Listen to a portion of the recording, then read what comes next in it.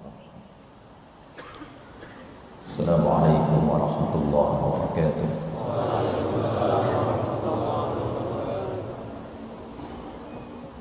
Alhamdulillahir rahman alladzi 'allama al-Qur'an khalaqal insana 'allamahul bayan. Wassalatu wassalamu ala rasulillahi alladzi علمه ربنا كل العلم والعلوم وعلمه طريقة البيان فجعله أشرف الأنبياء والمرسلين سيدنا محمد اللهم صل وسلم وبارك على رسولك الكريم نبيك الأمين سيدنا محمد وعلى آله وصحبه وأمته إلى يوم الدين. فيا عباد الله أوصي نفسي وإياكم بتقوى الله فقد فاز المتقون فلا تموتن إلا وأنتم مسلمون. فقال تعالى يا أيها الذين آمنوا اتقوا الله حق تقاته ولا تموتن إلا وأنتم مسلمون. اللهم فقهنا في الدين وعلمنا التأويل وعلمنا ما ينفعنا ووفقنا فيما تعلمنا لنعمل به بوجهك الكريم. اللهم رب اشرح لنا صدورنا ويسر لنا امورنا واحلل عقدة لنا من لساننا يفقهوا قولنا. Hadirin rahimani wa rahimakumullah. Alhamdulillah kita masih diberikan kesempatan untuk menunaikan ibadah di Masjid Al-Azhar ini. Semoga seluruh ibadah kita diterima oleh Allah Subhanahu wa taala.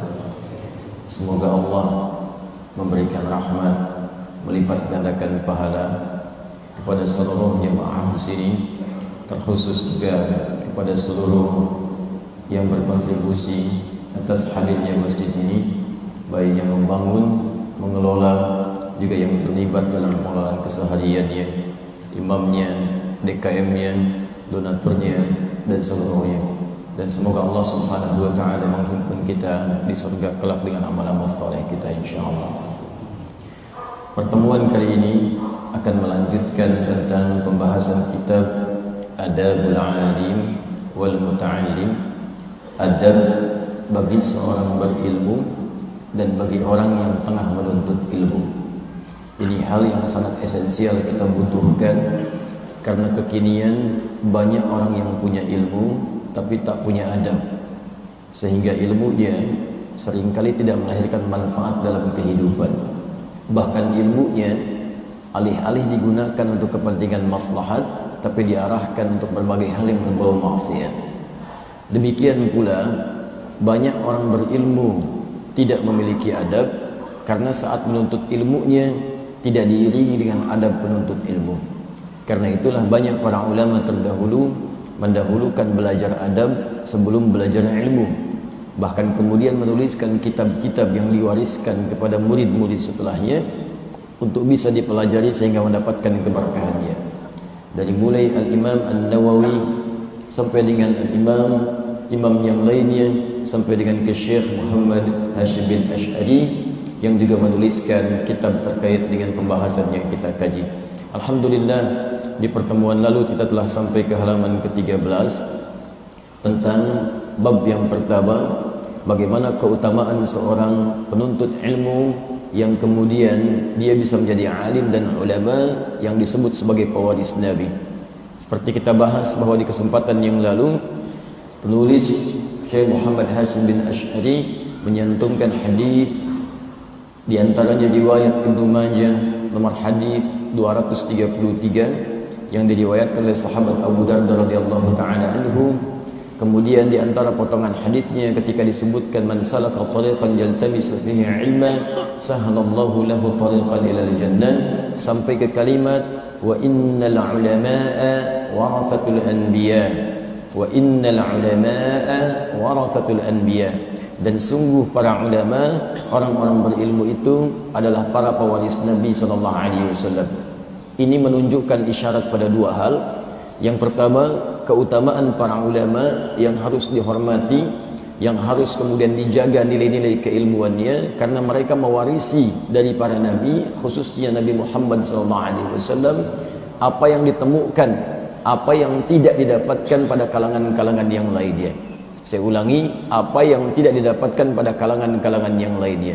Kalau warisan manusia biasa saja kemudian kita kejar dan kita kemudian ingin dapatkan bahkan dibagi-bagi, maka warisan Nabi itu yang paling utama. Wa innal anbiya'a lam yurithu dirhaman wala dinaran walakinnahum warathul ilma fahadduhu bihadhin wafir. Dan sungguh para nabi itu tidak pernah mewariskan materi, dinar ataupun dirham, tapi mereka mewariskan pengetahuan. Jika mendapatkan pengetahuan-pengetahuan yang bersandar pada keterangan para nabi ini, maka kejarlah, dapatkan itu dan kejar semampu kalian dengan penuh semangat.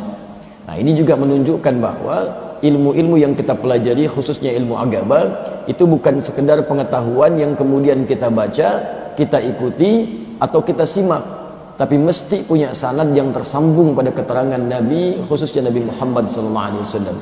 Karena itulah Imam Muslim rahimahullah, ketika beliau menuliskan Sahih Muslim itu yang 9 jilid, pada jilid pertamanya di halaman 119 itu beliau kemudian menyantumkan tentang pembahasan khusus babul isnadi minaddin. Babul isnad minaddin, bab tentang runtutan pengetahuan yang bersumber kepada Nabi itu adalah bagian terpenting dari ad-din, dari al-Islam. Karena ad-din maksudnya al-Islam. Quran surah ketiga Ali Imran ayat 19, innad dina indallahil Islam.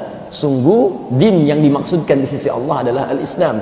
Jadi kalau kita ingin mempelajari segala hal terkait dengan al-Islam, maka pelajarilah kemudian itu semua dari sumber-sumber yang bersambung kemudian kepada Nabi SAW.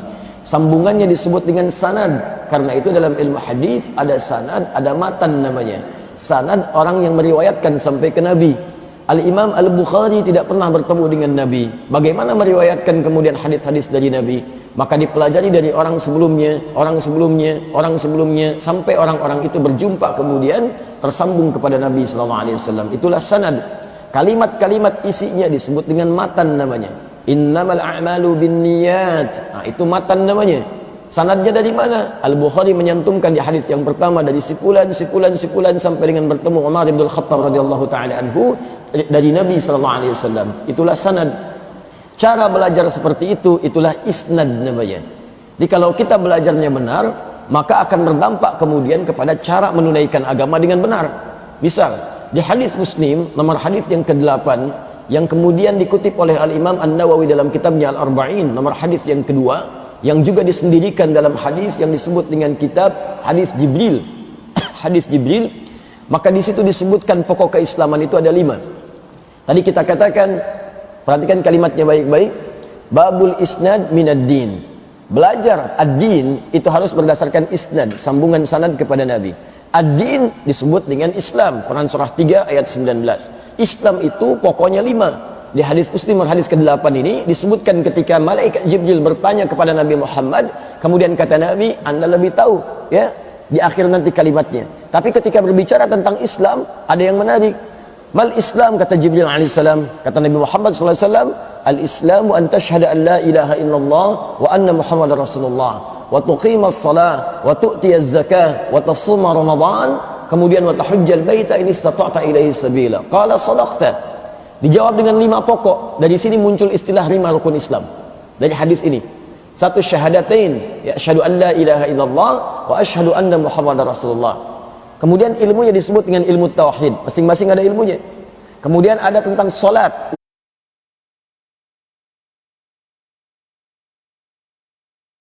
Zakat, puasa, haji, ilmunya disebut dengan fiqh. Yang 4-nya syariat.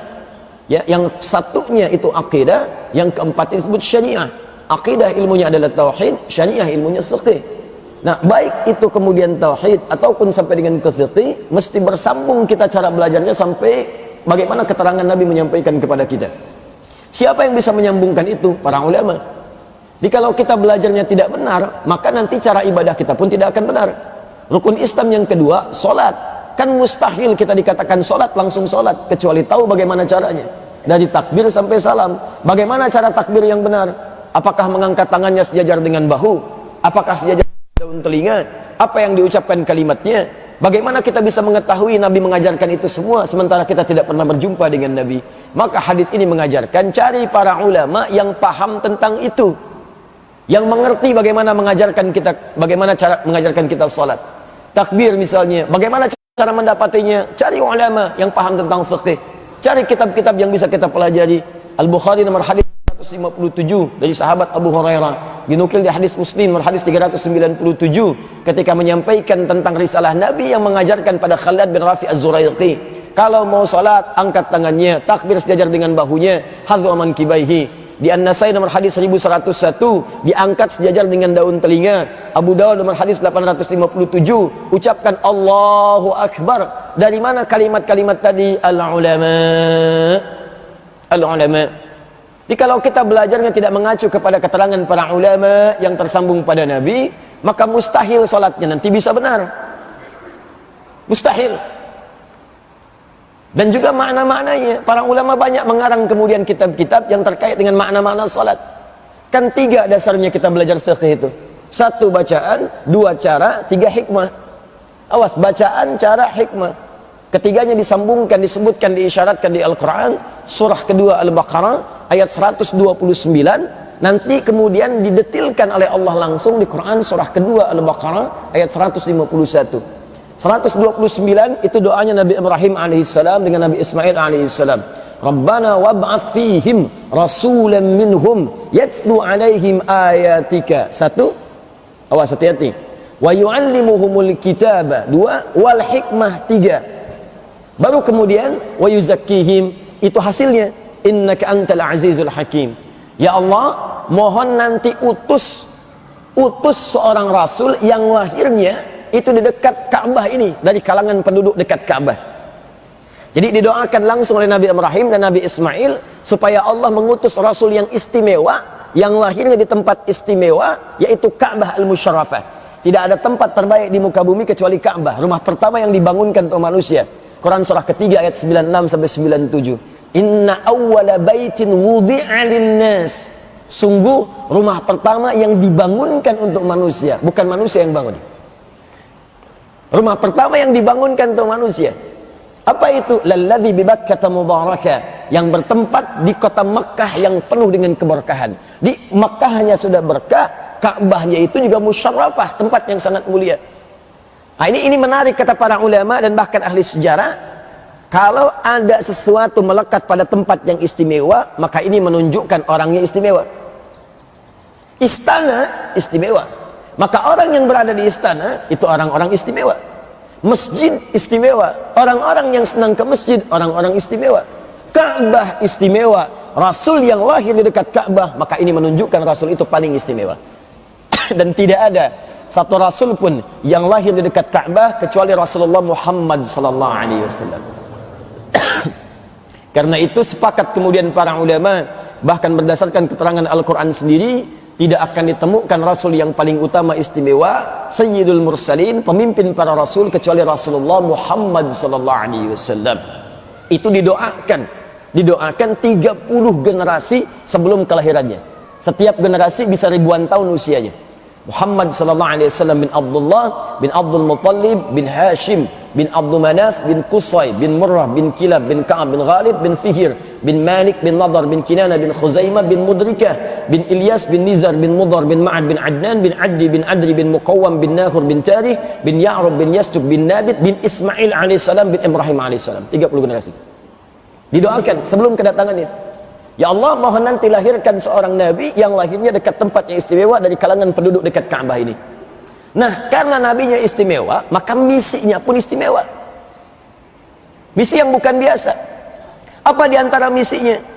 Yatslu alaihim ayatika. 1, mohon ya Allah nanti berikan misi kepadanya untuk menyampaikan ayat-ayatmu. Karena itu wahyu yang dibawa oleh nabi disebut dengan ayat. Al-Baqarah, Al-Quran, Al-Baqarah 286 ayat, Ali Imran 200 ayat, An-Nisa 176 ayat. Semua yang dibawa ayat. Dengan ayat inilah kemudian ditugaskan Nabi Muhammad SAW untuk mendekatkan semua hamba-hamba Allah kepada Rabbul Alamin. Dengan ayat ini ditunjukkan, ayo mendekat kepada Allah, dekat kepada Allah. Karena itu kalau ada hamba beriman kemudian dibacakan kepadanya ayat-ayat Allah, maka akan muncul getaran keimanan pada dirinya dan merasa lebih dekat dengan Allah Subhanahu wa taala. Ya, coba Bapak Ibu bisa bayangkan, kita baru baca Quran saja pasti getaran hati kita akan beda dengan sebelumnya. Itu yang dimaksud di Al-Quran surah ke-8 ayat yang kedua.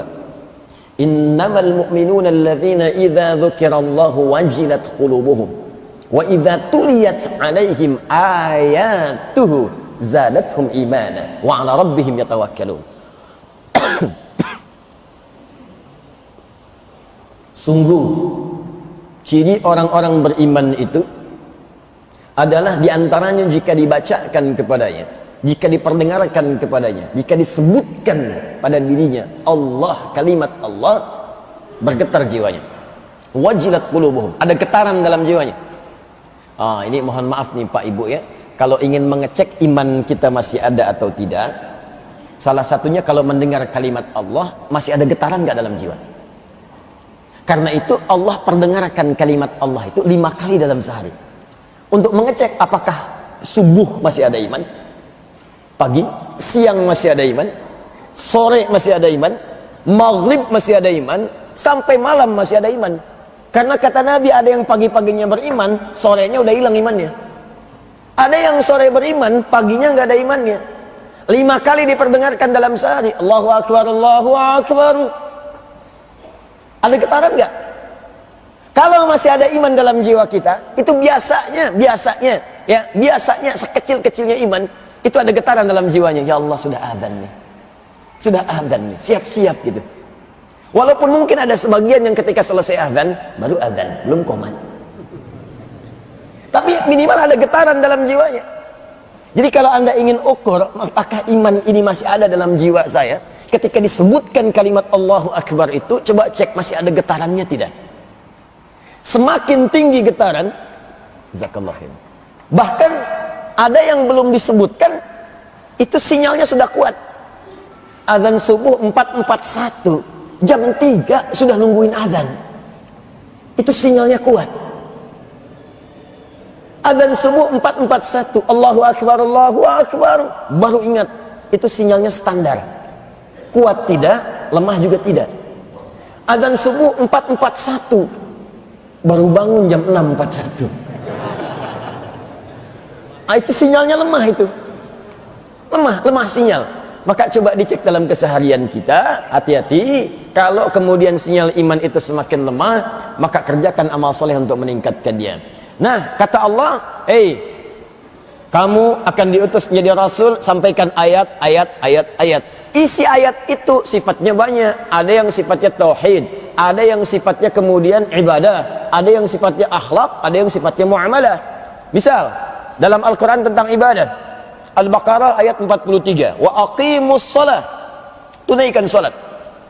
Tunaikan salat, ada perintah tunaikan salat. Cuman kan bagaimana caranya? Ini yang mau saya maksudkan. Bagaimana cara salat? Makanya tidak berhenti di kalimat yatlu alaihim ayatika. Doa yang kedua, wa yu'allimuhumul kitab. Ya Allah, berikan pengajaran kepada Nabi Muhammad SAW supaya bisa mengajarkan perintah-perintah yang tercantum di ayat tadi. Wa idza tuliyat alaihim ayatu zadatum imana. Kalau dibacakan ayat-ayat Allah, bertambah keimanan dia. Wa ala rabbihim yatawakkalun, dan kepada Allah mereka semakin bertawakal. Dibacakan ayat, diperdengarkan kalimat, ada getaran semakin dekat dengan Allah. Di antara ayat-ayat itu ada yang sifatnya ibadah. Tunaikan salat. Siap ya Allah, kami tunaikan. Bagaimana caranya? Masuklah kalimat yang kedua, wa yu'allimuhumul kitab. Lalu Nabi ditugaskan untuk mengajarkan kandungan-kandungan Al-Quran itu supaya bisa kita pahami dan amalkan dalam keseharian. Maka muncullah kemudian pengajaran Nabi tentang sholat, dari mulai wudhu sampai dengan ke takbir sampai dengan ke salam. Yang ketiga, ini yang paling penting, hati-hati, wal hikmah. Dan hikmah, esensi manfaat dari ibadah yang ditunaikan itu. Jadi tidak pernah Allah mensyariatkan ibadah kecuali pasti ada manfaat di balik ibadah itu. Itulah yang menjadi ukuran keberhasilan ibadah seseorang. Jadi kalau ada orang mengerjakan ibadah tapi tak nampak sinyal-sinyal keberhasilan ini atau manfaat ibadah yang dimaksudkan, ini menunjukkan ada yang tidak sempurna dalam ibadahnya. Contoh, Kita sholat. Orang sholat itu keberhasilannya dalam Al-Quran ada 5 ukurannya. Di antaranya. 1, Al-Quran surah 29 ayat 45. Orang sholat pasti baik. Inna sholata tanha anil fahsya wal munkar. Orang yang mampu sholat dengan benar, maka sholat itu akan menjaga dia dari perbuatan keji dan mungkar. Pornografi, porno aksi, LGBT, maaf ya, itu termasuk perbuatan fahsya. Bohong, dusta, mencuri, membunuh, korupsi, berzina, mabuk, macam-macam, itu termasuk perbuatan mungkar. Jadi kalau orang sholat yang benar, sudahlah jadi baik semua. Makanya kata Nabi dari kecil, ajarin tuh anak-anak sholat. Sebab kalau sholatnya sudah bagus, dewasa saja akan baik. Pejabat sholat, pejabat yang baik. Karyawan sholat, karyawan yang baik. Ustadz sholat, ustadz yang baik. Pedagang sholat, pedagang yang baik. Baik semua. Sekarang pertanyaan saya, di antara semua orang yang sholat, berapa orang yang baik di masa kini? Dulu orang jahiliyah, amalan pertamanya sholat. Diajarkan sholat setahun sebelum hijrah. Dan sholat itu bisa merubah mereka menjadi khairu ummah. Sampai turun ayat Quran surah 3 ayat 110. Kuntum khairu ummah. Kalian umat terbaik. Bayangkan, ada pembegal sholat. Jadi pendakwah. Ada pembunuh sholat. Berubah kemudian menjadi alim, bahkan termasuk kalangan ulama periwayat hadis. Ada pezina, tobat. Setelah itu kemudian dakwah tampil menyampaikan risalah-risalah tentang pentingnya pernikahan dan menghindari perbuatan maksiat. Sekarang nampaknya agak berbeda. Masuk ke pengadilan baru pakai peci, pegang tasbih. Sebelumnya kemana? Nah ini yang kita butuhkan sekarang. Jadi ada ukuran-ukuran keberhasilan untuk bisa kita raih. 1 tadi itu, saya dengan cepat misalnya, orang sholat itu hatinya itu lebih tenang. Dalilnya Quran surah 13 ayat 28, ditafsir Quran surah ke-20 ayat ke-14. Ala bi dzikrillahi tatmainnul qulub. Yakinkan pada jiwamu, kalau engkau benar zikirmu kepada Allah, dampaknya ke hati akan tenang. Jadi kalau orang rajin zikir, itu ke hatinya itu lebih tenang. Zikir itu banyak dalam Al-Quran. Baca Al-Quran itu zikir. Dalilnya Quran surah 15 ayat 9. Berdoa itu zikir. Quran surah ke-7 ayat 205. Setelah sholat, subhanallah, alhamdulillah itu zikir. Quran surah ke-4 ayat 103. Kemudian menghafal Quran itu zikir. Quran saja kita temukan di Quran surah ke-54 ayat 17, 22, 32, 40. Dan puncaknya sholat. Karena sholat itu menggabungkan semua jenis zikir tadi. Baca Quran ada dalam sholat, menghafal Quran ada dalam sholat, berdoa pasti dalam sholat, karena sholat artinya doa. Zikir subhanallah ada, alhamdulillah ada, Allahu Akbar ada, semua dalam sholat. Anda baca Quran bisa tenang, menghafal Quran hati tenang. Ibu sedang gelisah ambil wudhu, buka mushaf, minimal tenang walaupun masalahnya belum tuntas. Sholat menggabungkan semua jenis zikir tadi. Kenapa orang sholat gak tenang-tenang? Ali bin Abi Thalib, nanti Syekh Hashim itu punya kitab yang keempat namanya An-Nurul Mubin fi Mahabbati Sayyidil Mursalin. Di situ dikisahkan kisah tentang orang-orang salaf, termasuk kalangan para sahabat, bagaimana ketika mereka beribadah menghadirkan ketenangan dalam jiwanya. Ali bin Abi Thalib karamahullahu wajhah, itu pernah teman-teman terkena duri di kakinya, duri kecil yang menyakitkan. Bahasa Jepangnya kacugak. Terus sakitnya luar biasa, begitu mau dikeluarkan sakit. Ada seorang mengatakan, saya tahu kapan waktunya dicabut, nggak usah dicabut sekarang. Begitu tiba waktu sholat, takbir Allahu Akbar, takbir, dicabut sama orang ini duri tadi, tidak ada ekspresi sedikit pun di wajahnya, saking tenang dan khusyuk dalam sholatnya. Hilang durinya. Sampai para ulama dulu mengatakan, orang kalau sedang sholat, lewat anak panah kemudian ruku, anak panah lewat di antara janggut dengan tubuhnya, tidak akan bergerak dalam sholatnya. Anda bisa kebayang. Umar bin Khattab ditusuk berkali-kali, kapan baru kemudian menyadarinya? Saat salam, assalamualaikum. Masya Allah. Antum sholat Allahu Akbar, khusyuk, bagus. Ada nyamuk 1, nyamuk 1, nyamuk 2, nyamuk 3. Ada kisah orang soleh dulu, dia rajin tahajud. Ini kisah nyata. Di perjalanan tetap menunaikan tahajud. Satu kali masuk hutan, dia sholat. Sembunyi-sembunyi dari kawannya karena tidak ingin ketahuan. Diikuti oleh yang 1. Ya, pelan-pelan. Ini orang mau ngapain? Begitu sholat, melompatlah harimau ke dekatnya.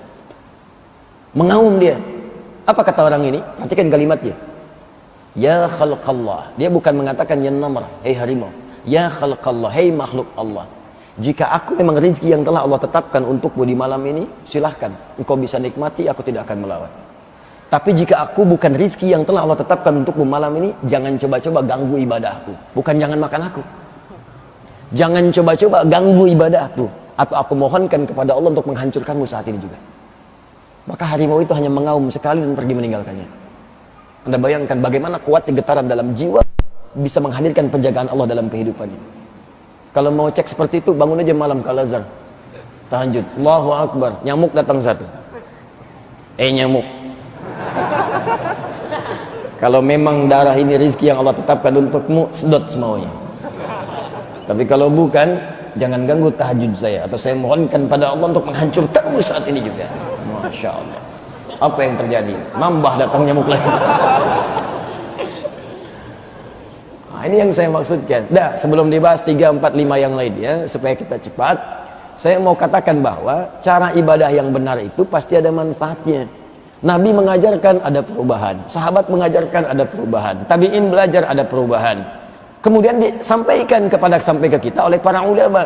Jadi kalau belajar kita benar, ini hasilnya begini.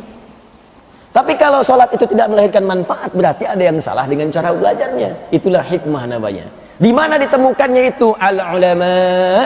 Makanya kalau ada ulama-ulama seperti itu dijaga, dihormati ilmunya, karena dia mewarisi apa yang Nabi pernah sampaikan sebelumnya. Karena nggak mudah mendapatinya. Pengen cari ahli pertanian di IPB banyak, pengen cari insinyur di ITB banyak, dokter UI banyak, Undip ada banyak. Tapi kalau mau cari ulama, di mana dapatnya? Karena tidak setiap tahun bisa muncul ulama. Karena itu kata Syekh Hashim, ini yang penting nih. Bagian kedua yang terpenting dari riwayat-riwayat ini adalah, selain kita belajar kepada ulama-ulama yang bersanad sampai dengan ke Nabi SAW, dan ini kebiasaan para ulama termasuk Syekh Hashim, sebelum menulis kitabnya disampaikan dulu sanad di depannya. Saya belajar dari sepulan, supaya fiqh kitabnya. Benar ini kitab nih. Saya kemarin ada waktu ta'lim malam Jumat di Al-Ihsan, kita dengan 2 orang syekh dari Al-Azhar Asy-Syarif. Begitu selesai kami diskusi, kami ngobrol-ngobrol, kami sepakat kita akan bekerja sama. Nanti akan dibuka kelas untuk pendidikan para ulama. Kemudian juga nanti akan dibuka kelas untuk qiraat dan ulumul Quran. Maka diteleponlah kepada kami, dimintakan langsung dari pemerintahan dari Kairo, dari Mesir, lewat Mulhaq ad-Dini atas agamanya, tolong mintakan CV-nya Ustaz Adi Hidayat. Di CV itu akan dilihat nih orang sanad ilmunya mana. Tuh, coba lihat. Ini sudah biasa. Ini ilmunya dari siapa sih pulang ngajinya? Belajar Qur'annya, belajar ilmunya. Dilihat dulu. Kalau nggak benar CV-nya, jangan. Kalau benar ada sanad ilmunya, kerjasama. Jadi ikatan di para ulama itu ketat sekali kemudian ketentuannya. Ada sanadnya, boleh. Tak ada sanad, jangan. Kenapa? Karena bisa berpotensi memberikan hal yang salah di masyarakat ketika mengajar. Paham sampai sini? Nah, bagian kedua, kata Syekh Hashim yang telah kita bahas di pertemuan yang lalu, saking pentingnya warisan Nabi ini, kalau bisa diburu oleh semua kita, warisan dunia dikejar-kejar, kenapa warisan Nabi tidak didapatkan? Bagaimana cara mendapatkannya? Kalau Anda sulit menemukan ulama di sekitaran, maka didiklah anak-anak Anda menjadi ulama. Kirimkan mereka sekolah, kirimkan ke Al-Azhar, kirimkan ke Jamiah Islamiyah di Madinah, kirimkan ke Ummul Qura, kirimkan ke kuliah dakwah di Libya, kirimkan ke Tunis, Az-Zaitun, kirimkan ke Maraka, misalnya Ibnu Tufail, kirimkan ke Sudan, ada Durman, dan seterusnya. Kirimkan. Belajar dan dijadikan mereka ulama. Bu, Pak, ya, saking dahsyatnya warisan Nabi ini, dulu orang tua dulu, walaupun anaknya belajar di sekolah umum, tetap mereka diwajibkan untuk mengenal, menghafal Al-Quran dan mendalami maknanya. Kalau Anda pernah mengaji kitab Bidayatul Mujtahid fi Nihayatil Muqtasid, disingkat kitab Bidayatul Mujtahid, dikarang oleh Ibnu Rushd. Ini kitab tentang perbandingan madhab.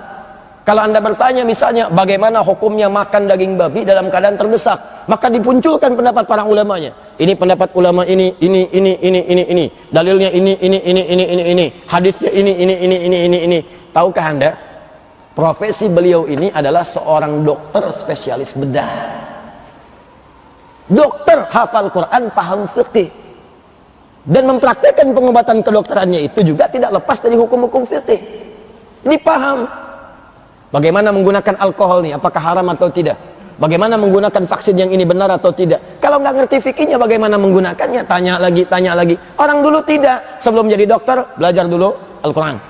Pahami dulu bacaannya, pahami tafsirnya, belajar dulu hadisnya. Jadi mau jadi apapun, Qurannya tetap hadir dalam jiwanya. Itu yang membimbing dia dalam beraktivitas. Ini manhaj. Kenapa Anda yang para pedagang, pengusaha, pembisnis tidak belajar tentang ayat-ayat bisnis? Itu kan pekerjaan Anda. Di situ ada petunjuknya. Kenapa antum yang pejabat tidak mengeluarkan ayat-ayat pemerintahan? Kan ada, hadisnya ada. Itulah bimbingan kehidupannya. Kenapa para ustadz-ustadz misalnya tidak mengeluarkan ayat-ayat tentang cara mengajarnya? Di situ ada bimbingannya. Kenapa adik-adik yang belajar di kampus, di sekolah tidak mengeluarkan ayat-ayat menuntut ilmu? Di situ ada bimbingannya. Kenapa para ayah tidak mengeluarkan ayat tentang ayah? Kenapa para ibu tidak mengeluarkan ayat-ayat dan hadis-hadis tentang ibu? Sudah berapa lama jadi ibu? Apakah sudah merasa menjadi ibu yang Qur'ani dan Nabawi? Itulah kemudian manhaj.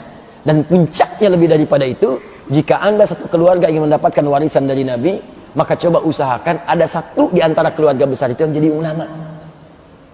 Minimal ikhtiar. Walaupun nggak sampai kepada hasilnya, berita baiknya yang dinilai itu prosesnya. Dalam Islam yang paling indah yang dinilai proses berdasarkan niatnya, bukan hasilnya.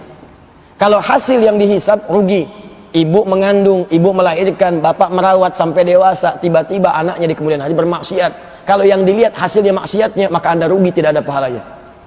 Tapi ketika yang dilihat niatnya, prosesnya, maka Masya Allah, walaupun anaknya tidak seperti jadi ulama misalnya yang luar biasa dahsyatnya, hanya mengajar di masjid saja, hanya mengajar masyarakat di pedesaan, tapi Allahu Akbar, pahala Anda sudah tercatat mewujudkan keluarga salah satunya mendapatkan warisan dari Nabi SAW. Nah, karena itu anjuran saya terakhir di pertemuan dulu, kalau ada ustadz-ustadz, kiai-kiai, syekh-syekh, habib-habib yang punya sanad-sanad bagus keilmuan kepada Nabi, maka penuhi majlis-majlisnya. Penuhi. Tadi Al-Azhar disebutkan banyak nih, ustadznya jam sekian-sekian, hari ini, hari itu, siang malam, hari kerja, hari libur. Ada di sini nanti ada Masjid As-Salam, sana ada Masjid Al-Ihsan, ke sana ada Baitur Rahim, Jannatul Firdaus, Al-Ihsan sana lagi. Banyak tuh. Coba cek, keluarkan jadwalnya. Lihat mana yang paling sesuai, apa yang Anda butuhkan, datangi situ. Kalau bisa punya database. Ya, kami nanti ada pertemuan dengan para ustadz-ustadz, diantaranya membuat database itu dengan spesialisasinya, karena tidak semua ustadz menguasai semua bahan. Nanti diberikan pada masyarakat sebagai rujukan. Yang bisa dipilih silakan, ustadz ini pakar di bidang ini, pakar di bidang ini. Kalau Anda mau mengaji, silakan cari, ambil ilmunya, manfaatkan dalam kehidupan. Nah, itulah pembahasan kita yang lalu, bahwa jika ada keluarga bisa melahirkan ulama, maka dia mendapatkan warisan Nabi di rumahnya. Jika ada orang yang rajin ke majlis taklim kemudian belajar pada ulama-ulama pewaris Nabi, maka orang ini pun kemudian mendapatkan warisan-warisan dari Nabi SAW. Maka jangan tinggalkan dua kesempatan itu selama kita bisa meraihnya. Paham sampai sini? Nah, itulah muqaddimahnya. Sekarang mari kita mulai isinya. Bismillah. Sekarang halaman 13 ke 14. Bismillahirrahmanirrahim. Wa ghayatul ilmi al-amalu bihi. Dan tujuan daripada ilmu itu adalah mengamalkan apa yang telah dipelajari dari ilmu yang didapati. Jadi puncaknya ilmu itu amal. Saya ulang ya. Puncaknya ilmu amal. Jadi kalau ada di antara kita kemudian belajar, tapi tidak mengamalkannya, itu seakan-akan tidak mendapatkan esensi dari pengetahuan yang telah dipelajarinya. Belajar tahajud, sudah final puncaknya, tapi nggak tahajud, maka seakan-akan kosong dari ilmunya. Belajar tentang fikih misalnya, sholat, tapi tidak dipraktekkan, nggak pernah sholat, maka kosong nilai ilmunya. Ya. Karena itu kemudian, li'annahu thamratuhu wa faidatul amri. Dan sungguh mengamalkan ilmu itu adalah buah dari pelajaran yang telah didapati. Jadi kalau Anda nanam begini, maaf, Bapak Ibu nanam pohon misalnya, mangga. Saya mau tanya, dari pohon mangga itu yang mau diambil pohonnya, daunnya, atau buahnya? Buahnya. Anda tanam, tumbuh, berbuah sampai matang, petik buahnya. Nah, buah itu dalam konteks pendidikan, dalam konteks pelajaran dan pengajian, itulah yang disebut dengan amal. Amal. Jadi kalau ada seseorang menuntut ilmu tapi kemudian tidak mengamalkannya, itu mohon maaf, itu seperti orang yang nanam pohon tapi tidak pernah berbuah. Sehingga ada kata-kata mutiara orang Arab menyebutkan al-ilmu bila amalin kasyajari bila thamarin. Sungguh ilmu yang tidak diamalkan itu ibarat pohon tanpa buah, gak ada nilainya, cuman capek aja gitu. Maaf ya, maaf, datang siapin waktu, besok mau ikut kajian jam sekian, berangkat gelap, kadang-kadang ya udah naik motor ada lubang, kadang-kadang berdesakan, belum tentu dapat sap yang paling depan, padang masuk aja udah nggak kebagian, mau naik ke atas udah nggak mungkin, di luar nggak nyatet, kadang-kadang gelap-gelapan. Udah perjuangan seperti itu nggak diamalin, nggak ada faedahnya. Apalagi yang cuma datang buat selfie aja, ceklik, aku juga sedang di pengajian. Dapat apa?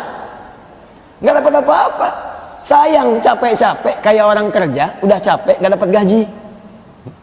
Antum mau nggak kerja? Kerja tiap bulan, begitu gajian nggak dapat. Ya sama aja orang datang ke pengajian, berangkat capek, hambat jalan ini, naik gunung, lewatin lembah, ya dan seterusnya. Nyampe ke majelis ilmu, belajar, tapi nggak diamalin, nggak dapat apa-apa. Sama kayak nanam pohon tanpa buah. Kemudian wa faidatul umri, faidatul umri, manfaat mengamalkan ilmu itu, ini menunjukkan manfaat umur dari seseorang yang hidup. Jadi kalau anda ingin tahu apakah umur kita, usia kita bermanfaat atau tidak, gampang. Salah satunya dari sekian ilmu yang kita pelajari, berapa yang kita amalkan. Jadi kalau dari setiap kita belajar kita amalkan, kata Syekh Hashim, itu menunjukkan bahwa umur kita itu berkah, hidup kita bermanfaat. Jadi kalau ada orang belajar tapi nggak pernah diamalkan, ini menunjukkan hidupnya kurang manfaat, hanya untuk dirinya saja. Itu pun nggak berdampak karena nggak diamalkan. Di kaidah umum, orang belajar ekonomi tapi nggak diamalin, nggak ada manfaatnya.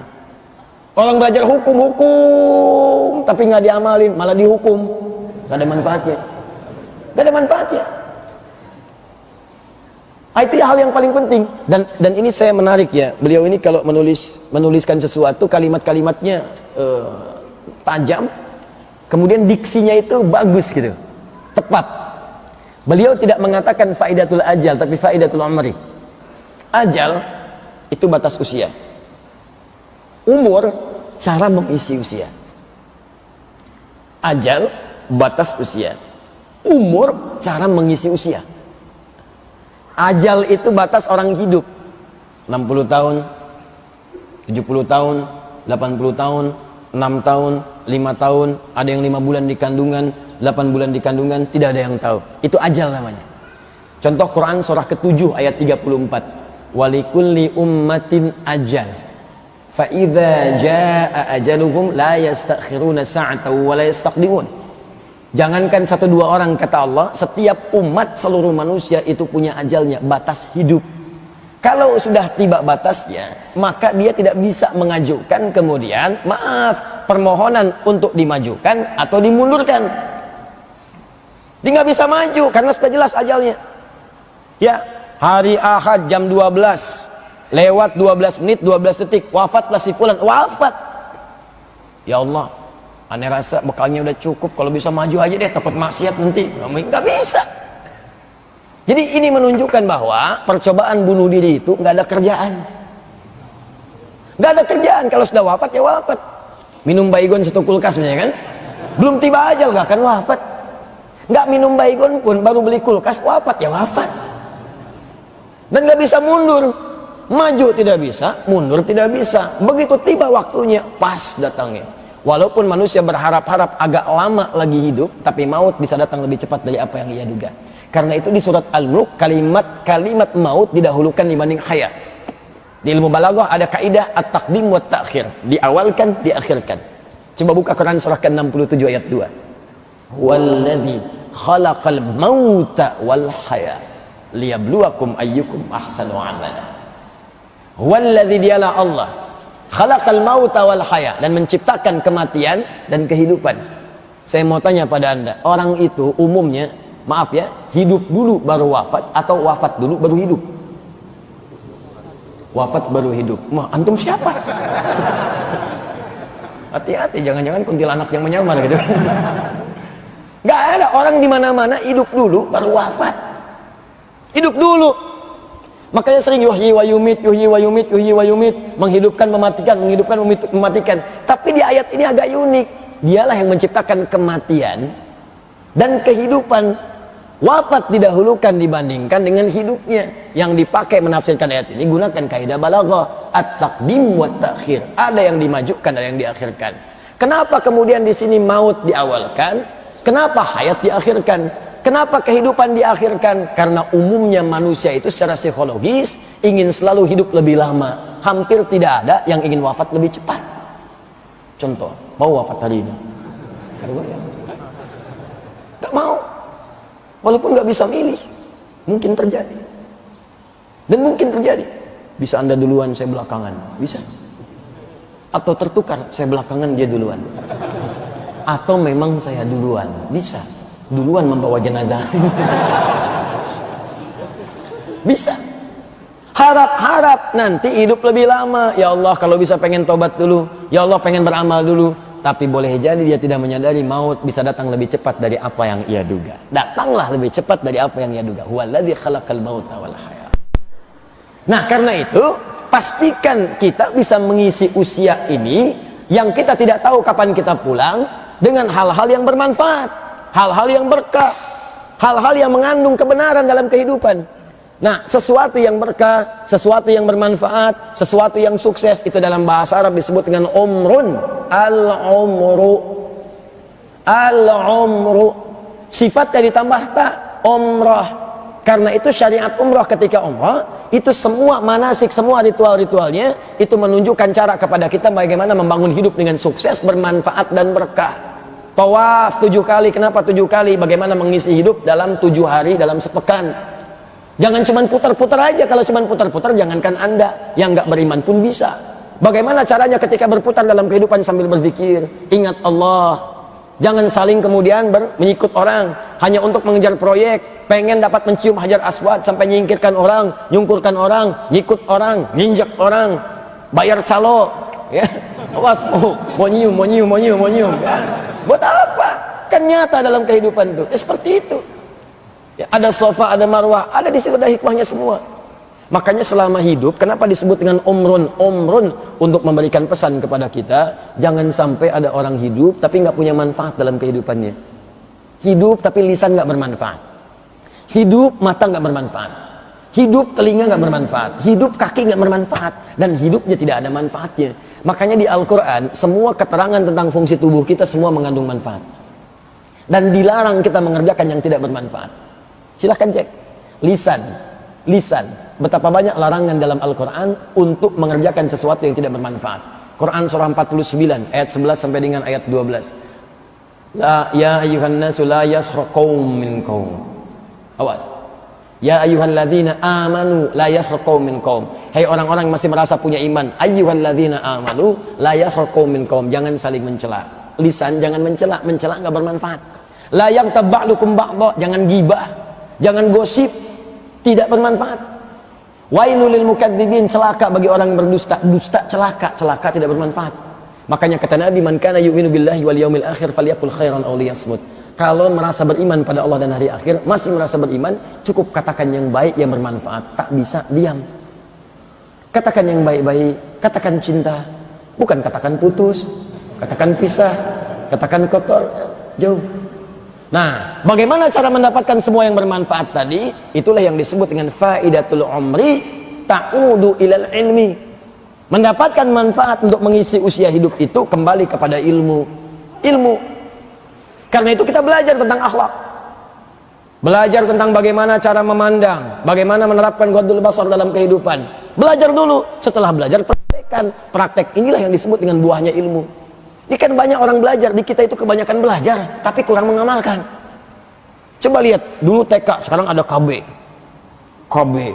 TK. TK dibagi 2, TKA, TKB. 0 kecil, 0 besar. Sebesar apa nolnya? Saya nggak tahu.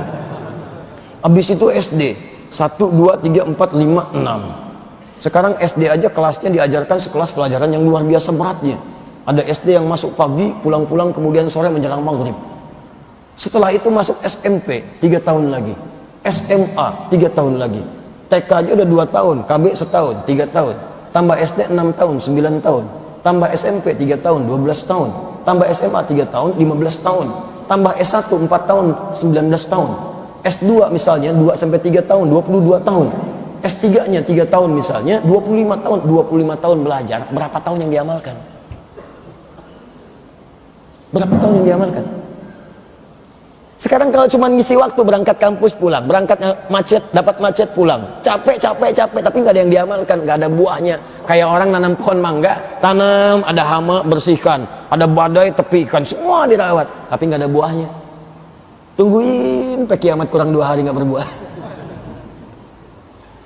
Makanya hati-hati, jangan sampai hidup sampai tahun ini. Mohon maaf Bu ya Pak, mohon maaf sekali lagi kalau kalimat ini kurang menyenangkan. Jangan sampai diberikan oleh Allah usia yang cukup panjang tapi nggak ada manfaatnya. Cobalah ditimang-timang sebelum tidur, sebelum beraktivitas. Saya ini usia udah berapa tahun? 10 tahun, 20 tahun, 30 tahun, ini rata-rata udah 40 tahun ke atas, Ben. Ya, 30 tahun ke atas, 40 tahun, 50 tahun, 60 tahun. Pertanyaan saya, ini kan nanti dihisab semua nih. Maaf ya, maaf sekali. Dari 40 tahun hidup atau lebih, berapa kali lisan kita digunakan pada yang tidak bermanfaat? Itu akan dihisab. Berapa kali berdusta? Berapa kali ghibah? Berapa kali mencela? Berapa kali berselisih? Mata, berapa kali salah lihat? Telinga, berapa kali salah dengar? Tangan, sampai ke ujung kaki, itu akan dihisab. Akan dihisab. Bahkan yang paling dahsyat, sekarang anak-anak kecil, 5 tahun, 6 tahun, 7 tahun, ada yang matanya nggak bisa lihat, ada yang tunanetra dan sebagainya, ada yang otaknya lumpuh, itu sudah menyiapkan bekal hisabnya menuju Allah dengan berusaha menghafalkan Al-Quran. Dan sekarang bukan cuma hafal Bu, Pak, saya kedatangan tamu dari Muara Enim, agak dalam di Sumatera Selatan. Muara Enim, lampu merah, sonoan dikit, jauh. Ibunya, bapaknya, anaknya 4 orang, plus kakek dan neneknya. Datang kemudian ke Bekasi untuk menunjukkan anaknya supaya dicek hafalan Qurannya. 7 tahun, bayangkan 7 tahun anak masih usia main, hafal Quran dengan nomornya, dengan halamannya, dengan posisinya, dengan topiknya, dengan terjemahannya. Dan itu disampaikan pada anak-anak, adik-adik yang lainnya. Ashraf yang pertama, Habib Abdurrahman As-Sudais yang kedua, Fathur Rahman yang ketiga, Uwais Al-Qarni yang keempat, yang masih dalam kandungan baru 2 bulan. Datang hanya untuk bertanya bagaimana cara menjadikan anak-anak kami ini ahli Quran Ustaz. Kenapa mau seperti ibu? Kenapa mau seperti itu Pak? Supaya kami punya bekal saat pulang menuju Allah. Anda bayangkan, banyak orang merasa sudah hebat. Anda jangan merasa hebat dulu datang banyak ke pengajian. Hadiri pengajian Ustaz A, Ustaz B, Ustaz C, Ustaz Fulan. Tiap hari ada jadwal taklim. Berapa yang diamalkan? Orang-orang dari kampung udah banyak amal. Dan mereka udah menyiapkan persiapan bekalnya untuk pulang. Sebagian orang menyebut mereka miskin, tapi ternyata kaya akhirat. Saya sering katakan, saya pernah datang ke satu tempat, daerah yang sangat terujung. Ya, Telas namanya. Di Google juga nggak ada, Telas, habis. Naik sampai ke bukit, bertemu dengan seorang yang perawat kambing, penjual kambing, perawat lah, ya perawat kambing tepatnya. Ditunjukkan saya ke situ, sampai datang. Mana kambingnya? Itu katanya lihat. Saya lihat bersih betul kambingnya tuh. Tapi yang agak aneh, ini kisah nyata, saya rasakan sendiri dan saya alami sendiri. Yang agak aneh, mulutnya ditutup oleh potongan aqua. Karena ada aqua tuh ya, di atas yang nanggung sedikit, 1/2 liter tuh mungkin ya. Dipotong itu, ditutup ke mulut kambing begini. Saya tanya, kenapa itu kambing ditutup mulutnya pakai potongan aqua? Apa sakit? Apa jawabannya? Itu saya mendengar jawaban itu, langsung berhenti, saya tertegun, tak sadar meneteskan air mata. Itu santai jawabannya, itu santai. Dan seakan ingin tersenyum. Itu bukan sakit katanya Gus. Itu baru dibawa dari tempat jualnya, baru dibeli. Ditutup dari tempat belinya itu sampai datang ke sini supaya di jalan tidak makan yang bukan haknya. Keluarga yang dalam sebulan mungkin cuma dapat 100.000, yang ketika datang bertamu semua makanan dihidangkan, buah-buahan dicarikan, disambut dengan gembiranya. Jangankan mulut tuannya, mulut kambingnya dijaga dari makan yang bukan haknya.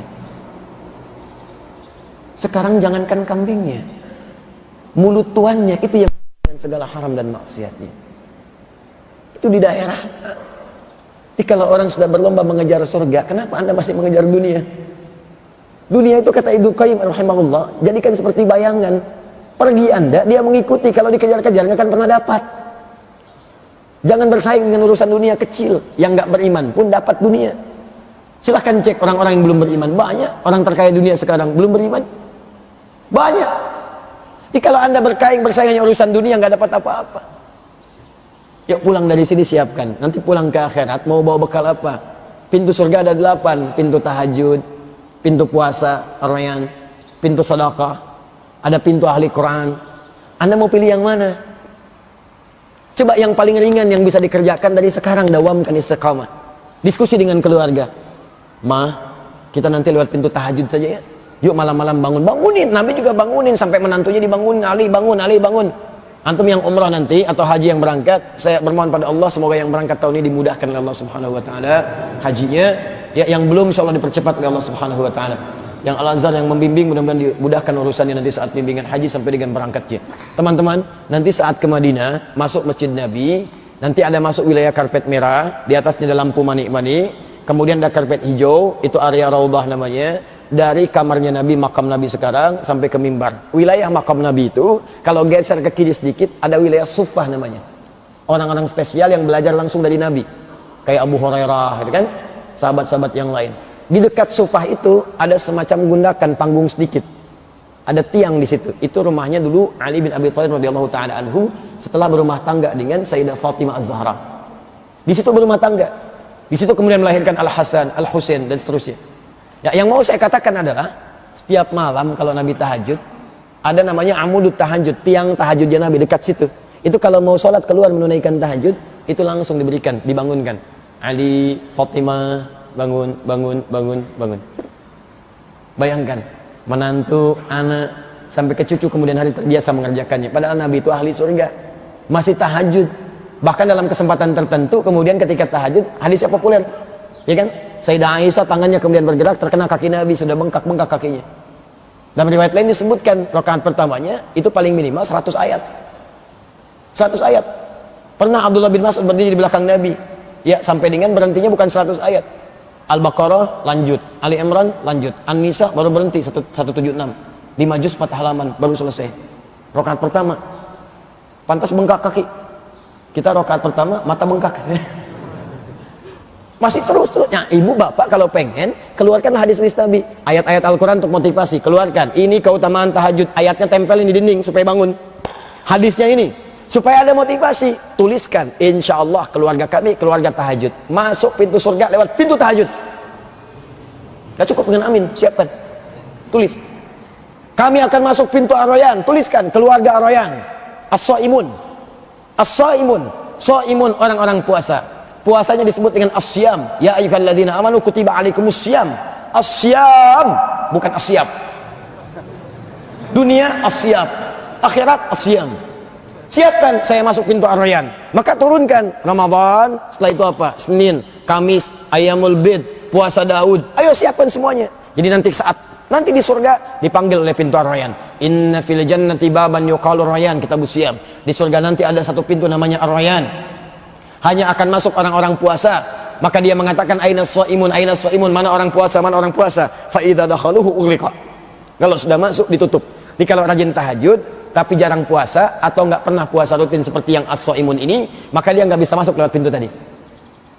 Ya, pintu sedekah.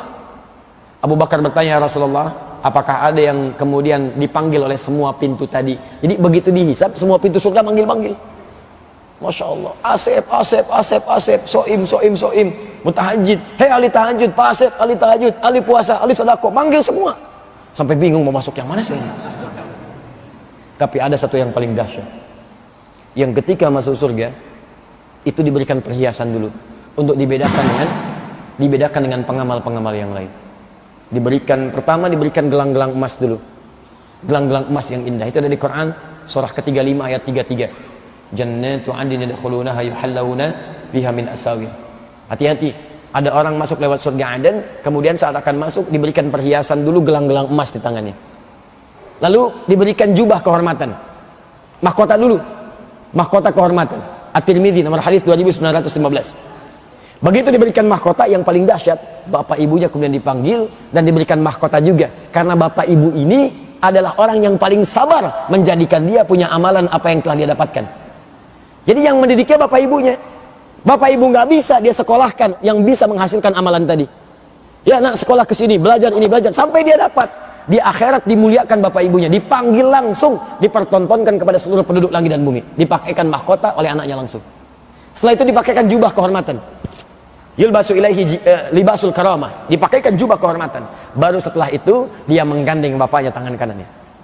Diberikan izin oleh Allah untuk memberi syafaat. Bapaknya yang soleh gandeng, ibunya yang salihah gandeng, istrinya ikut, suaminya kalau dia perempuan ikut, dan yang hebat anak cucunya di belakang ikut, satu keluarga besar. Itu ayatnya ada di Quran surah ke-13 ayat 23 sampai 24. Jannatu 'adnin yadkhulunaha, ada orang masuk nanti di semua pintu surga lewat surga Aden. Wa man salaha min abaihim, bukan masuk sendirian, dia memimpin menggandeng bapak ibunya, wa azwajihim, membawa pasangannya, wa dzurriyyatihim, membawa keluarga besarnya anak cucunya, wal malaikatu yadkhuluna alaihim min kulli babin, dan malaikat menyambut mereka, masuk pada mereka, menyambut di setiap pintu surga. Jadi mereka diparadukan masuk ke setiap pintu surga. Disambut malaikat, salamun alaikum bima sabartum, selamat kalian sabar saat di dunia melakukan amalan ini. Fa ni'ma uqbad dar, silahkan nikmati surga yang telah kami siapkan, tempat yang tidak pernah dilihat, didengar kisahnya dengan benar ataupun kemudian dilamunkan tidak seperti itu, silahkan nikmati. Siapa orang ini? Di antaranya adalah ahli Al-Quran. Dialah ahli Quran. Ahli Quran dibagi tiga supaya tidak salah persepsi.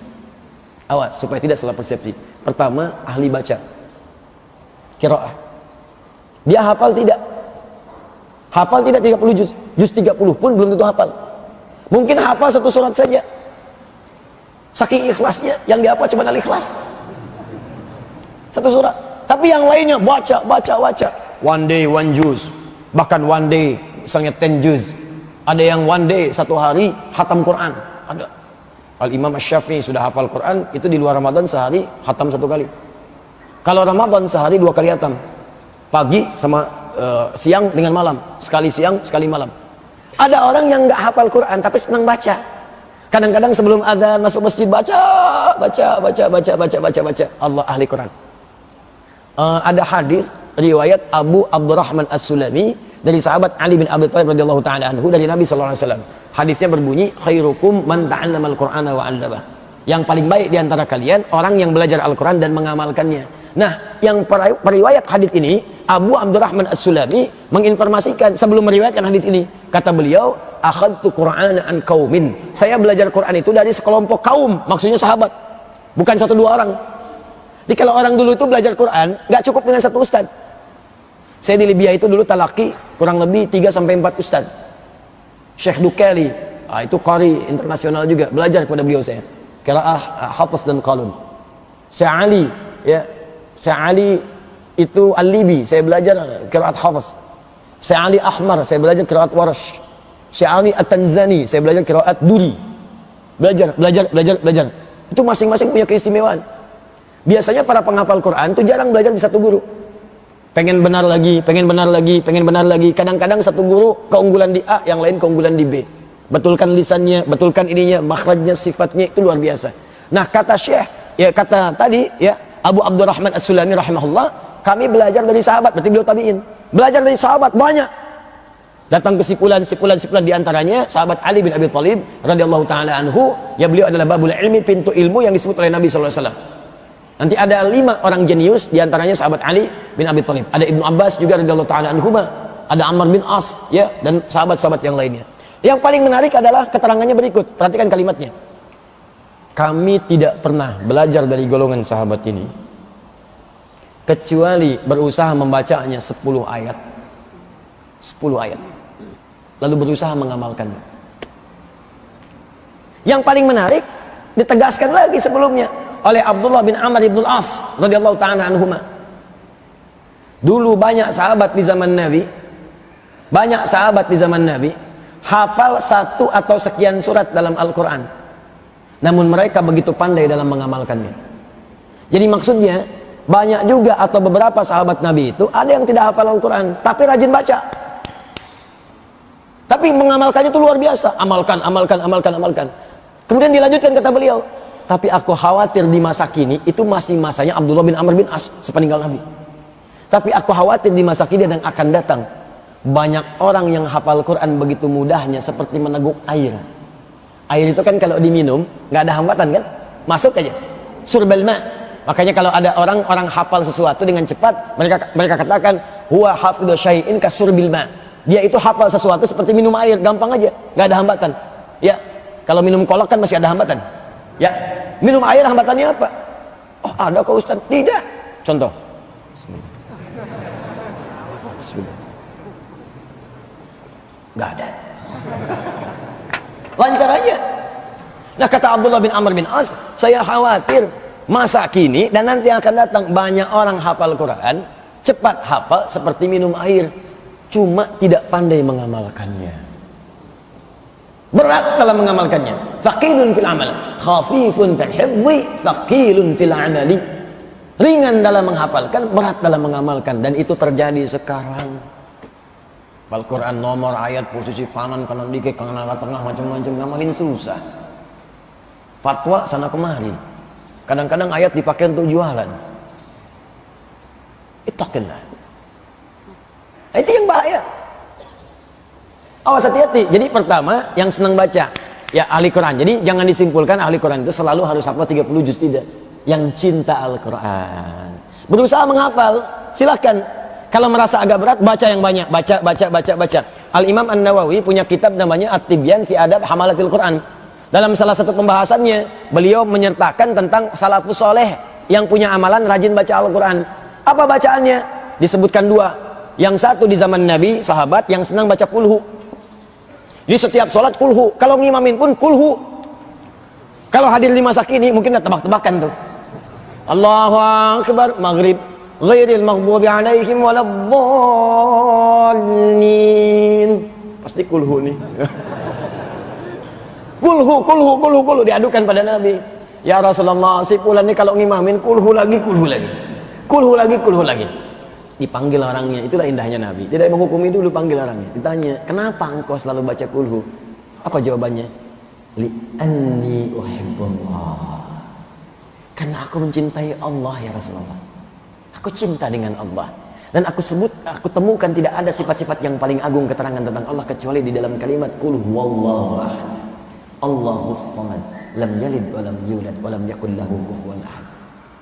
Teruskan cintamu kepada Allah. Al-mar'u ma'aman ahabba. Sungguh seseorang itu akan dipersatukan dengan siapa yang paling dicintainya. Artinya kalau orang banyak mencintai Allah, maka dia akan diperjumpakan dengan Allah, sehingga di hari kiamat nanti sebelum masuk surga dia diperkenankan menatap Allah. Itulah keindahan terbesar sampai wajahnya berbinar. Tersebut di Quran surah ke-75 ayat 22 sampai 23. Wujuhu yawma idzin nadhirah ila rabbiha nadhirah.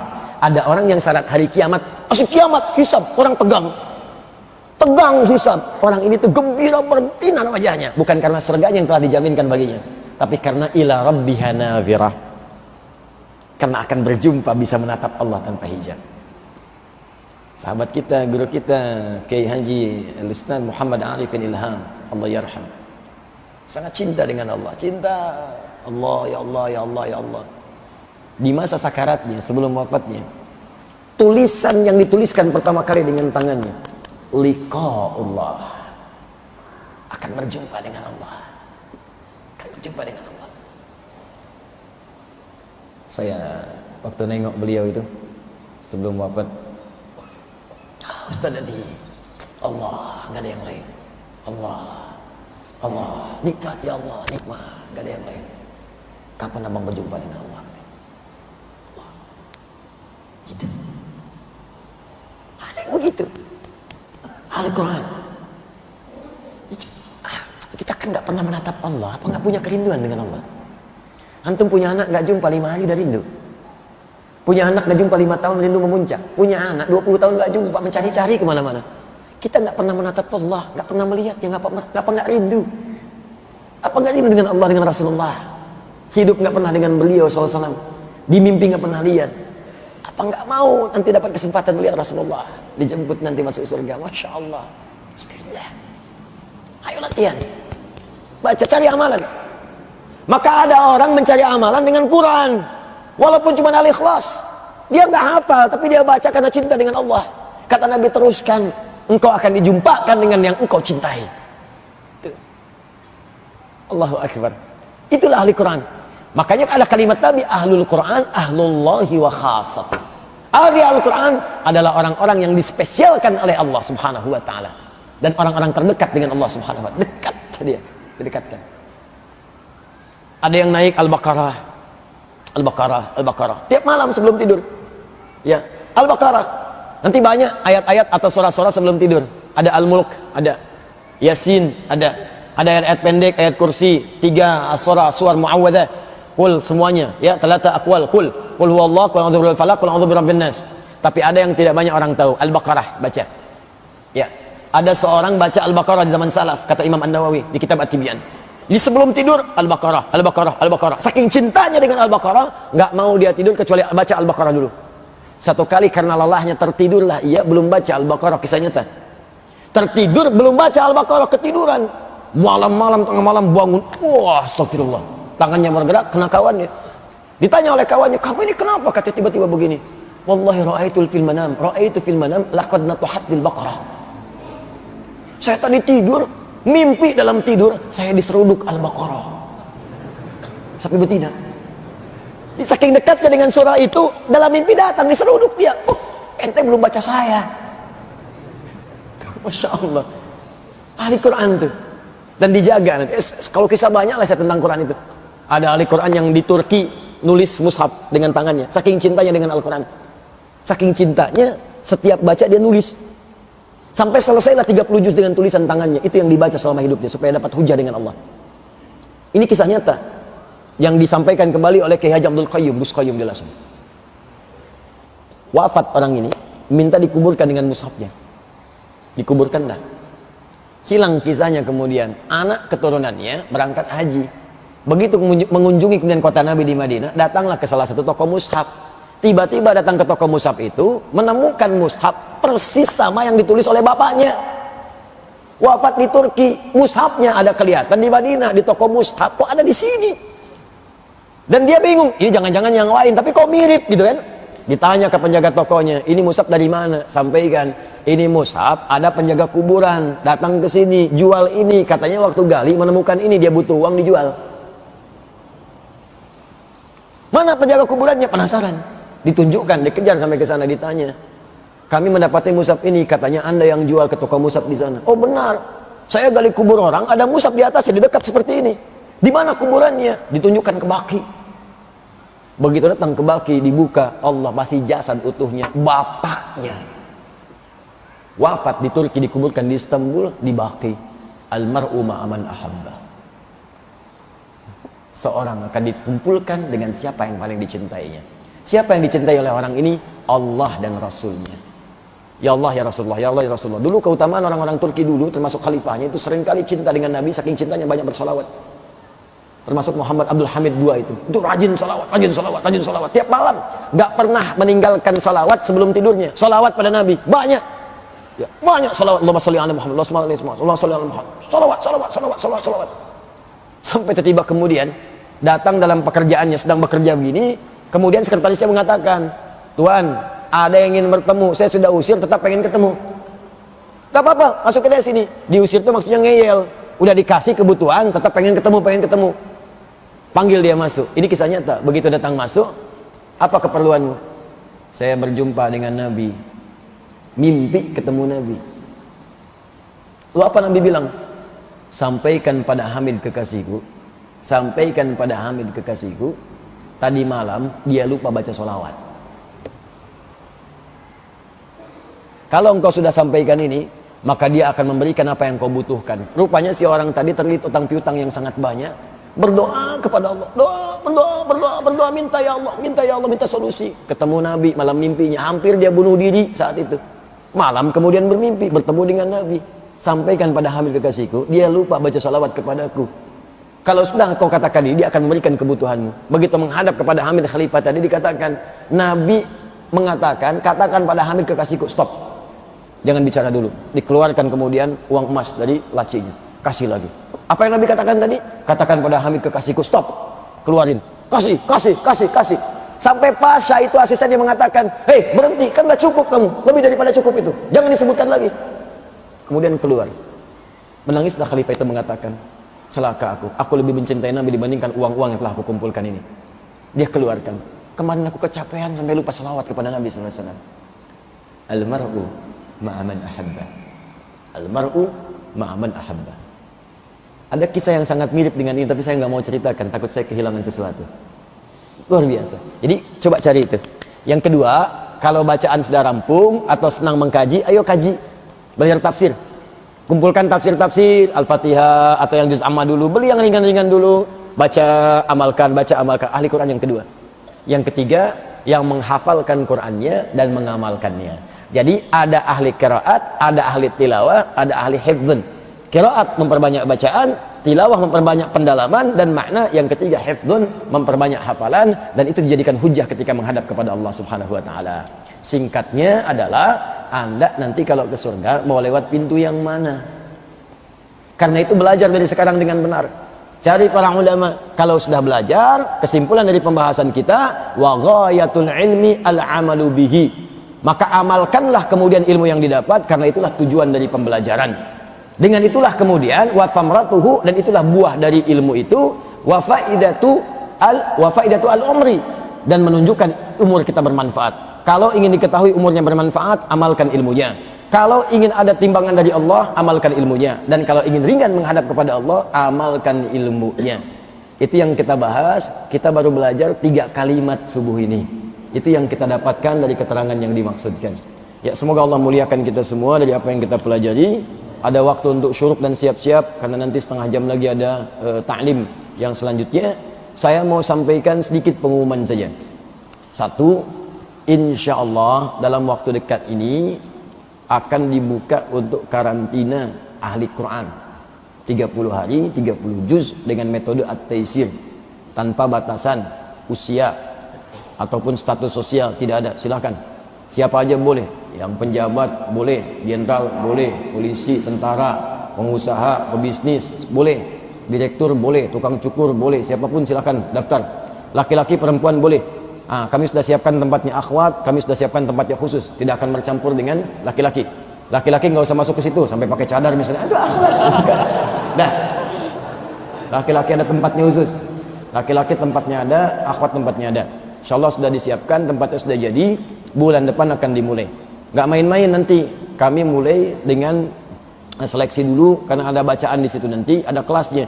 Dan nanti sampai ke tingkat sanad. Kami sudah bekerja sama insyaallah, dari musyafahah, dari kesepakatan lisan sudah ada, dan nanti dalam waktu dekat akan dituangkan dalam nota kesepahaman. Ada beberapa. Pertama dengan Sudan nanti akan datang ke sini dan membawa perwakilan dari Ma'had Tajul Sudan. Kedua Al-Azhar Asy-Syarif, ya, dengan semua kurikulum mengacu kepada Al-Azhar sampai ke qiraat 10. Ya, sudah siap. Di bawah supervisi yang pertama Syekh Mahmud Ades kemarin sudah datang, ya, dan kita sedang membicarakan aktualisasinya. Kemudian nanti ada yang dari Yaman, ya, ada beberapa. Nanti itu untuk pakar-pakarnya supaya ada sanadnya seperti yang tadi saya sampaikan. Nanti ada hafalan. Kemudian ada untuk trainers, sudah dimulai. Sekarang akan menyaring setelah 20 sampai 30, yang lolos kualifikasi baru 7. Jadi masih ada kuota sampai tanggal 21 Juli. Nah, silakan nanti dicek, ada At-Taisir Learning Center, Anda bisa masuk ke situ. Kalau Anda daftar untuk hafalan biasa karantina, silakan daftar, nanti akan dibagi setiap bulan, karena yang diterima itu hanya 20 sampai 30, keterbatasan tempat. Ya, jadi nanti 20 30 bulan ini ada tanggalnya, ada bulannya. Jadi kalau Anda sudah daftar, mungkin nanti akan muncul. Ya, Anda misalnya ada di bulan September, ya, 2024. Ya, 2000 misalnya 19, ya, sekian bulan apa itu ada. Jadi targetnya setahun ada 100.000 penghafal Quran baru insyaallah. Ya, insyaallah. Nah, itu kita mulai bulan depan. Yang kedua, ada tempatnya, masuk ke webnya, ya.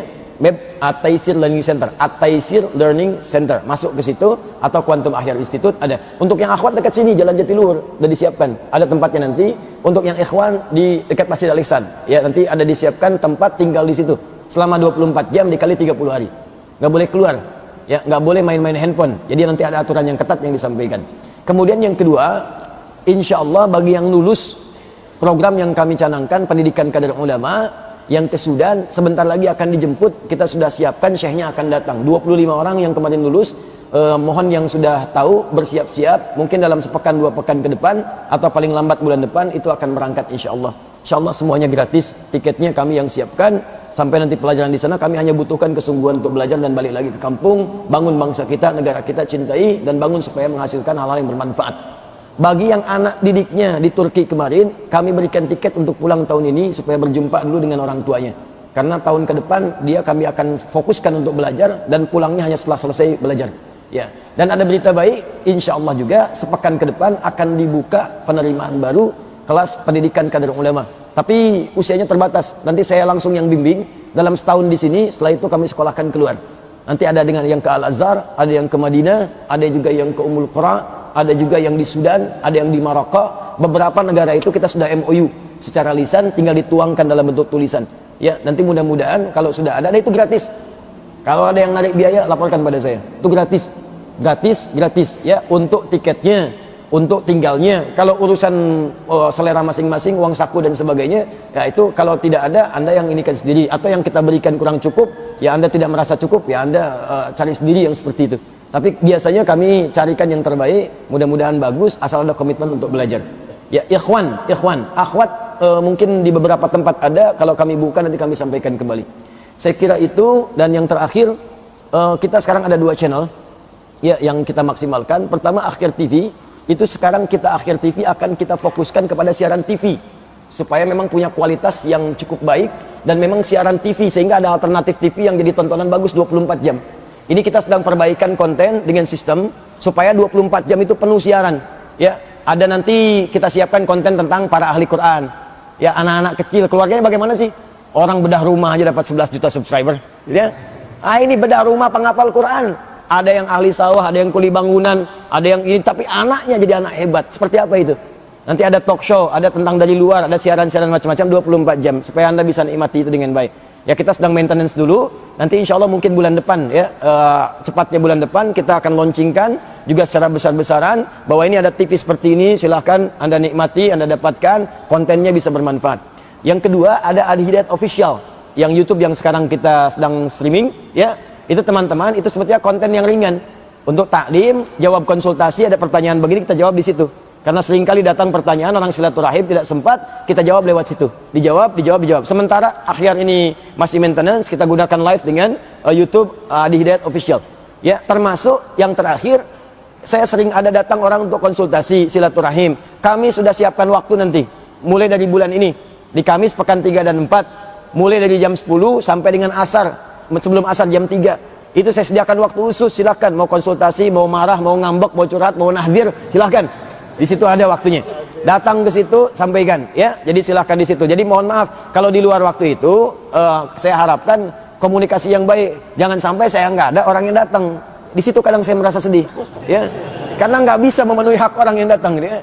Ya, saya kira itu saja yang disampaikan. Semoga bermanfaat dan silahkan belajar dengan ustadz-ustadz yang lainnya. Ini ada Profesor Sapari ya. Setelah ini silahkan ambil ilmunya, pelajari dari beliau, juga ustadz-ustadz yang lainnya. Silahkan, sepanjang ada manfaatnya, ambil, manfaatkan. Ada Ustadz Khalid, ya, ada ustadz-ustadz yang lain, Ustadz Firanda, ada Ustadz Abdul Qayyum, ada Ustadz Bahauddin Nur Salim, ada yang lain-lain. Silahkan belajar dengan baik, dan semoga Allah memuliakan guru-guru kita, menjaga ulama kita, menjadikan keluarga kita bagian dari ulama, khususnya ahli Quran. Allahumma taqabbal minna innaka antas samiul alim wa tub alaina innaka antat tawwabur rahim.